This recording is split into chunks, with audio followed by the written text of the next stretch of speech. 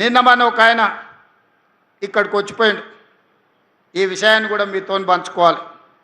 Sanath Nagar MLA గారు వాళ్ళ party నాయకుడిని మనం పూర్తి చేసి ప్రారంభిస్తున్నామంటే ముందుగానే ఎట్లయినట్టు మనం రివ్యూస్ చేసినప్పుడు టీవీలలో పేపర్లలో వార్తలు వస్తాయి.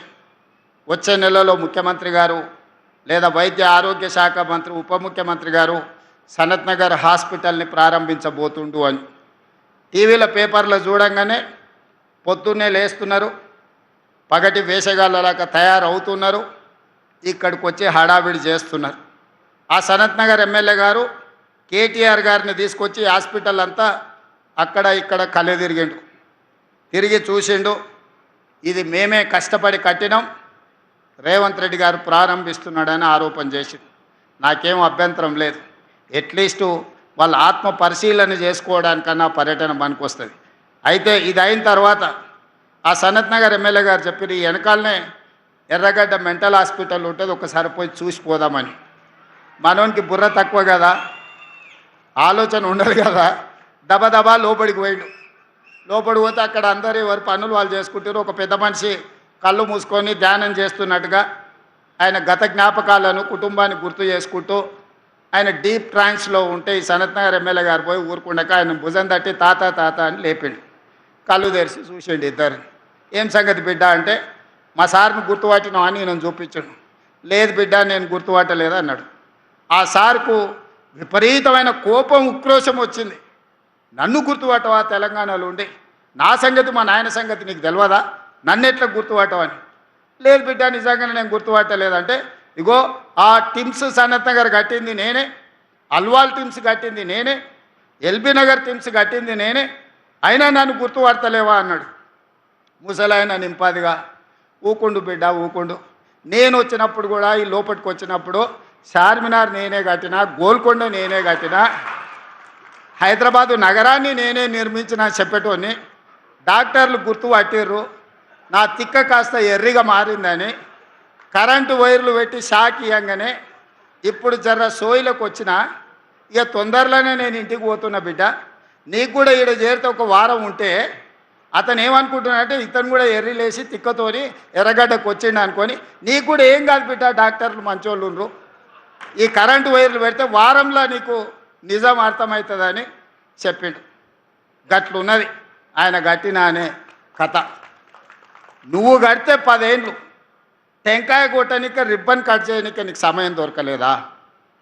నిజంగానే నువ్వు సనత్ నగర్ టిమ్స్ కట్టినా, అల్వాల్ టిమ్స్ కట్టినా, ఎల్బీ నగర్ టిమ్స్ కట్టినా, వరంగల్ హాస్పిటల్ కట్టినా, ఉస్మానియా హాస్పిటల్ కట్టినా 10 సంవత్సరాలు చంద్రశేఖరరావు గారే ముఖ్యమంత్రిగా ఉన్నారు, హరీష్ రావు గారు వైద్య ఆరోగ్య శాఖ మంత్రిగా ఉన్నట్టున్నాడు, లేకపోతే ఇంకొక ఆయన ఉన్నట్టున్నాడు.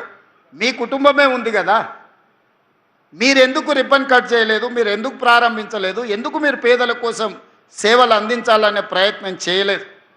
ఉస్మానియాని నిర్వీర్యం చేసి కూల్చాలని మీరు ప్రయత్నం చేస్తే కొత్త ఉస్మానియా హాస్పిటల్ని మేము కట్టినాం. మీరు జీవోలు ఇచ్చి టెంకాయలు కొట్టి మీరు ఏం కట్టుకున్నారు? 1000 ఎకరాలల్లో ఎర్రవల్లిలో ఫామ్ హౌస్ కట్టుకున్నారు, ఒక్క రోజైనా ఆలస్యమైందా? జన్వాడలో 100 ఎకరాలలో ఫామ్ హౌస్ కట్టుకున్నావు నువ్వు, విలాసవంతమైన ఫామ్ హౌస్, వైట్ హౌస్ కూడా పనికిరానంత గొప్ప ఫామ్ హౌస్ కట్టుకున్నావు, ఒక్క రోజైనా ఆలస్యమైందా? మీ చెల్లెలు శంకర్పల్లిలో ఫామ్ హౌస్ కట్టుకుంది, ఎప్పుడైనా ఆగిందా? మీ బావ మొయినాబాద్లో ఫామ్ హౌస్ కట్టుకున్నాడు, ఎప్పుడైనా ఆగిందా? మీ ఫామ్ హౌస్లో ఒక్కరోజు కూడా ఆలస్యం కాకుండా ఒక ఆయన 1000 ఎకరాలలా, ఇంకొక ఆయన 100 ఎకరాలలా, మీ చెల్లెలు 50 ఎకరాలలా, మీ బావ 25 ఎకరాలలా విలాసవంతమైన భవంతులు, పెద్ద పెద్ద గడీలు నిర్మించుకున్నారు. సరైన సమయంలో అవి పూర్తయినాయి.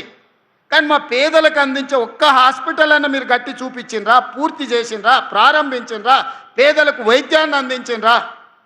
ఇంకా కూడా ఆత్మ పరిశీలన చేసుకోకుండా ఏ మాత్రం సమాజం గమనిస్తుందని సిగ్గుపడకుండా నోటికొచ్చిన అబద్ధాలు చెప్పి బతకాలనుకుంటారు. తెలంగాణ ఉద్యమం అప్పుడు రాష్ట్ర సాధన కోసం మీరు ఎన్ని అబద్ధాలు చెప్పినా, ఎన్ని తప్పులు చేసినా ఆ ప్రొఫెసర్ కోదండరామ్ గారి ముఖం చూసి మేము అందరం ఊరుకున్నాం. ఇప్పుడు అట్లాంటి పరిస్థితి లేదు. దయచేసి మీ ఆలోచనలు, మీ బుద్ధి మారాలి. కరువు రావాలని అఘోర దీక్షలు, రాష్ట్రంలో రైతులు చచ్చిపోవాలని చేతబడులు చేపించేది మాని మీ బుద్ధి మారాలని ఆ నల్లమల్ల అడవుల పోయి ఒక 2 ఏళ్ళు తపస్సు ఏమైనా చేస్తే అడవులల్లో ఆ సెంచులకు ఏమైనా సేవ చేస్తే, లేకపోతే ఆదిలాబాదులో మా గోండులకు ఏదన్నా సేవలు అందిస్తే మీరు సంపాదించిన 1,00,000 కోట్లల్లో కనీసం నియోజకవర్గానికి 10 కోట్లు 20 కోట్లు ఖర్చు పెట్టి సేవలు చేస్తే మీరు చేసిన పాపాలు కొన్నెన్నా తగ్గుతాయి, మీకు విముక్తి జరుగుద్ది. అంతే తప్ప అబద్ధాల ప్రచారాలతోని ఆర్టిఫిషియల్ ఇంటెలిజెన్స్లో క్రియేట్ చేసిన సోషల్ మీడియా ప్రచారంతో, లేకపోతే మీ బంట్రోతులు కట్టే ఫ్లెక్సీలతోని మిమ్మల్ని ఎవడు నమ్మడు. మీరు అన్నీ చేసినామని అబద్ధాలు చెప్తేనే మిమ్మల్ని ఇంటికి పంపించారు. పార్లమెంట్ అప్పుడు గుండు సున్నిచ్చారు. సర్పంచ్ ఎలక్షన్లు అప్పుడు గోతి తీసి పాతి పెట్టారు. మున్సిపల్ ఎలక్షన్లు అప్పుడు మీ ఎక్కడున్నారో అత్తా పత్తా లేదు. అయినా మీ బుద్ధి మారలేదు. నేనేం మీ బుద్ధి మారాలని కోరుకుంటలేను. మీరు ఇట్లనే 2034 వరకు ఉండాలని నేను కోరుకుంటున్నాను. ఎందుకంటే మీలాటోడు ఉంటే నాకు అలకట్ పని. చంద్రశేఖరరావు గారు నాకు ఏం సాయం చేసినా చేయకపోయినా గట్లాంటో నీ కొడుకు నువ్వు ఈ తెలంగాణకి ఇచ్చినందుకు నాకు మేలు జరిగింది. అట్లనే ఉండాలి. నీ కొడుకు మారొద్దు. మారితే మళ్ళీ మేము ఇంకా కొంచెం ఎక్కువ కష్టపడాల్సి వస్తుంది. కాబట్టి మిత్రులారా, ఎవరేమనుకున్నా మా మంత్రులు కూడా బాధపడుతున్నారు. మా ఎంకన్నా మా బట్టన్న వాళ్ళు ఇట్లే చెప్పారు అట్లే చెప్పారని. వాళ్ళు అట్లనే అబద్ధాలు చెప్పాలన్నా నిజాలు ప్రజలకు అర్థమవుతూనే ఉంటాయి. వాళ్ళు అబద్ధాలు చెప్పడం మాననంత కాలం నేను ఇట్లాంటి నిజాలు చెప్పడం కూడా మాననింగా. ఎందుకంటే ప్రతి దగ్గర ఒక 5 నిమిషాలు నిజాలు చెప్పడం మొదలు పెడతా. ఇన్ని రోజులు మనకెందుకు లేని ఊరుకున్నా ఇప్పుడు నిజాలన్నీ మీకు చెప్తాను. నిజాలు మీకు తెలుస్తాయి.